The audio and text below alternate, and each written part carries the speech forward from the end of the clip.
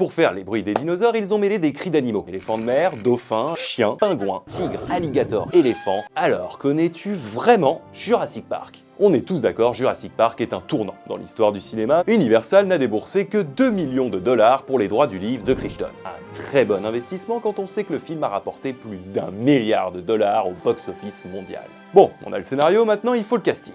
Et on aurait pu avoir une distribution très différente. Le personnage d'Alan Grant devait être campé par Harrison Ford, ou encore William Hurt, avant que Sam Neill ne décroche le rôle du fameux paléontologue. Et c'est mieux comme ça. Harrison Ford, on l'a trop vu, Han Solo, Indiana Jones, ça va. Je sais. Juliette Binoche devait jouer le rôle du Dr Sattler, mais elle a décliné, laissant le chemin libre pour la talentueuse Laura Dern. Et John Hammond aurait pu être un ancien James Bond, le célèbre Sean Connery, avant que Richard Attenborough ne sorte de sa retraite d'acting afin de dépenser sans compter. J'ai dépensé sans compter. Côté script et casting, on est bon. Maintenant, il faut bien donner vie aux dinos. Ça s'appelle quand même Jurassic Park. Et c'est le réel défi de ce film.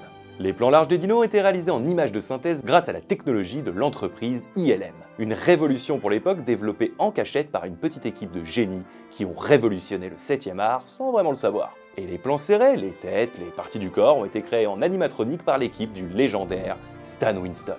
Juste pour info, c'est lui qui a fait l'Alien, le Terminator, un génie. Ce mélange entre ces deux techniques fait la force et le charme du long métrage. Même si elle a posé problème certaines fois. Par exemple, pour la scène de l'enclos, l'animatronique du T-Rex pesait presque 6 tonnes, et avec l'eau, il devenait encore plus lourd et du coup, il buguait.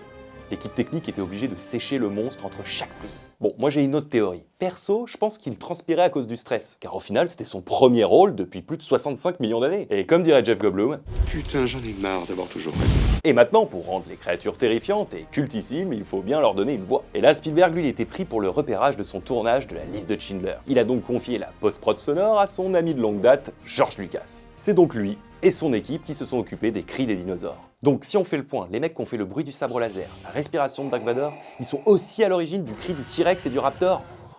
Moi, c'est le genre d'anecdote, je vis pour ça. Pour faire les bruits des dinosaures, ils ont mêlé des cris d'animaux. Éléphants de mer, dauphins et morses pour le Raptor, et chiens, pingouins, tigres, alligators et éléphants pour le fameux T-Rex.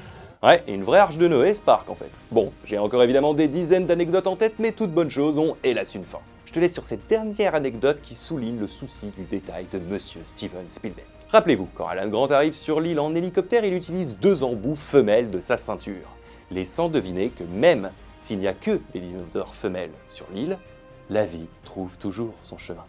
C'est assez brillant, on est d'accord. On essaie. Alors, est-ce que tu savais tout ça sur Jurassic Park, toi ? Je me permets, je me barre en Raptor.